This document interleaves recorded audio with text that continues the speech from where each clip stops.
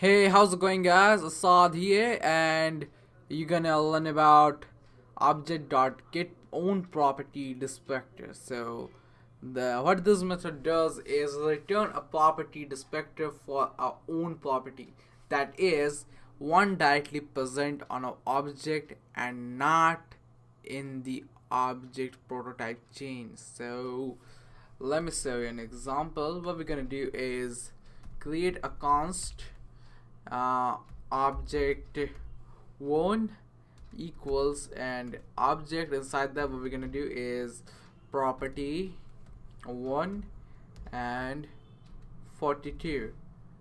After that, what we're gonna do is create a const and this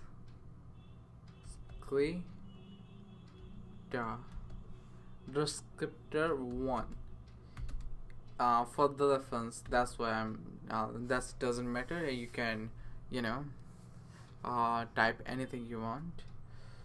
So that being said, object dot get own and property get owned property descriptor.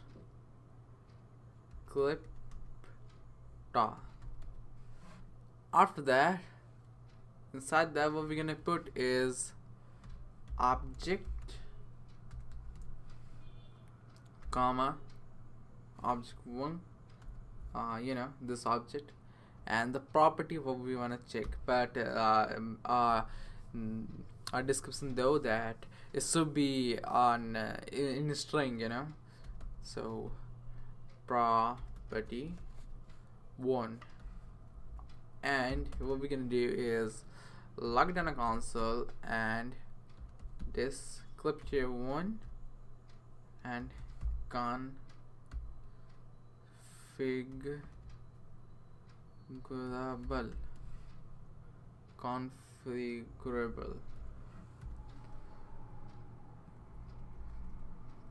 When we do that, descriptor